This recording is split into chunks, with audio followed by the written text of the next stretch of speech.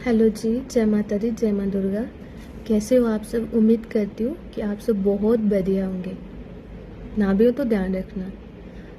मुझे ना आप सबसे एक बात करनी है आज, कि अपनी सेहत का ध्यान रखें, अपनी हेल्थ का ध्यान रखें। अगर आप अपनी खुद की केयर करते हो ना, सब आपके साथ है।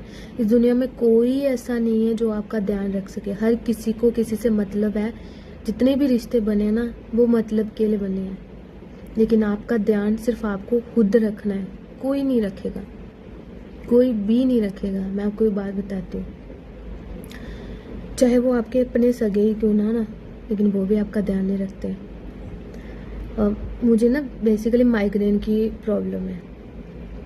तो मैं थोड़ी देर भी अगर भूखी रहती हूँ या मुझे धूप लग जाती है तो मुझे बहुत ज़्यादा आधे सिर में बहुत दर्द होती है। इतनी ज़्यादा होती है कि मतलब कंट्रोल में नहीं रहती है। तो मैं माइग्रेन के टैबलेट्स लेती रहती हूँ फिर भी। बट ये नहीं है कि अब आप बोलोगे कि मैंने अपना मेडिकल चेकअप नहीं कराया है या इस वजह से, मतलब नहीं। मैंने हर महीने बाद मैं अपना आइस चेकअप करवाती हूँ। लेकिन मेरी आइस साइट में कोई इशू नहीं है, लेकिन फिर भी मुझे माइग्रेन की प्रॉब्लम है, क्योंकि मुझे थोड़ी सी टेंशन हो जाती है या भूख के कारण या थोड़ी सी धूप भी लग जाए तो मुझे दर्द होना शुरू हो जाती है सिर में। बाकी ऐसा कोई इशू नहीं है मुझे। तो अभी पीछे जब ये करवा चौथ था तो करवा चौथ को हम घर गए थे, तो मुझे ना फास्ट में हो जाती है, मुझे बहुत ज़्यादा वोमिटिंग वगैरह हो जाती है। तो मैंने पहले मेडिसिन लेके रखी थी, तो मैंने खाई थी और बट मेरा बहुत अच्छे से हो गया। और जब मैंने रात को ब्रेथ खोला मैंने तब भी वो दवाई खा ली थी। तो अचानक से रात को मेरे को बहुत ज़्यादा सिर में दर्द शुरू हो गया। तो मेरे पास थी भी नहीं, लगी मैं लेना भूल गई थी घर पे दवाई, वो मेरे पास रह गई थी। वो जो मेरे को डॉक्टर ने दवाई दी थी वो खाई, वो शायद गैस वाली थी और एक पता नहीं कोई वोमिटिंग वाली थी, वही थी। मैंने खाई बट मुझे नींद नहीं आई और फ़र्क भी नहीं हुआ। सुबह वहाँ से 6:30 गाड़ी निकलती है, मुझे वहाँ से आना था,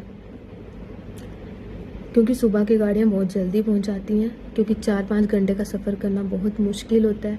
और एक तो बच्चे के साथ आना तो और भी मुश्किल हो जाता है। लेकिन मुझे बहुत ज़्यादा सिर दर्द हो रही, घर पे भी कोई टैबलेट नहीं थी। जो थी मैंने खाया और निकल गई। मेरे को लगा आगे बस कहीं रुकेगी तो मैं ले लूँगी, लेकिन ये नहीं पता था कि बस रुकेगी नहीं। तो उसी बस में हमारे एक नॉन के रिलेटिव बैठे थे, वो मतलब अच्छे रिलेटिव थे हमारे, वो बादशाह। तो उन्होंने पूछा, मैंने उनको बोला कि मुझे बहुत ज़्यादा हेडेक हो रही है, तो कहीं भी आपको अगर मेडिकल स्टोर मिलता तो मुझे एक टैबलेट लेके दे देना। कि ठीक है, नहीं मिले। फिर मैंने अपनी मासी को फ़ोन किया, मेरी मासी का घर पड़ता है रास्ते में। सुबह 6 बजे किसकी दुकानें खुली होती हैं। उन्होंने फिर भी कहीं ना कहीं से अरेंज करके मुझे एक पैरासीटामोल दे दी। और वो उसके बाद मैंने जैसे ही वो टैबलेट खाई, मुझे इतनी वोमिटिंग हुई ना कि मैं क्या बोलूँ आपको। मेरा छोड़ो, जब हम बस में बैठे तब से ही मेरी बेटी को वोमिटिंग स्टार्ट हो गई थी। इतनी वोमिटिंग हुई इसको इतनी वोमिटिंग हो गई थी कि मैं कुछ कर भी नहीं सकती थी। इसको वोमिटिंग कराऊं कि खुद वोमिटिंग करूं। फिर आगे कोई भैया बैठे थे, उनको बोला कि हमें खिड़की वाली साइड आने दो और आप साइड पे आ जाओ।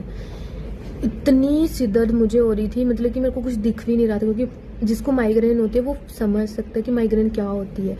ये जगह ये नसें पूरी दर्द करना शुरू कर देती हैं। उस टाइम कुछ दिखता भी नहीं, यहाँ से नसें फटना शुरू हो जाती हैं। एक तो बच्चा भी कोई ले लेगा, क्योंकि उसको वोमिटिंग हो रही है, उसको भी कौन उठाएगा, कोई नहीं उठाता। ऐसे तो नॉर्मली उठा भी ले, लेकिन जब बच्चा वोमिटिंग कर रहा है तो वो हाथ भी नहीं लगाता है। मेरे पास एक बुढ़े अंकल बैठे थे, उन्होंने पूछा तक नहीं कि आपको क्या हो रहा है।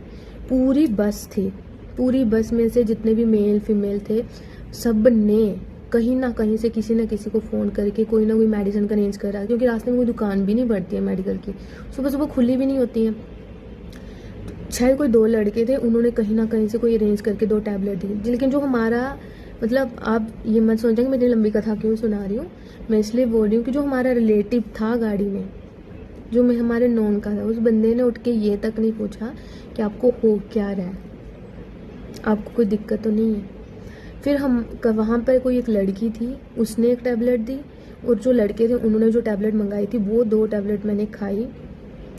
और शायद कोई 1.5-2 घंटे बाद मेरे को आराम मिला।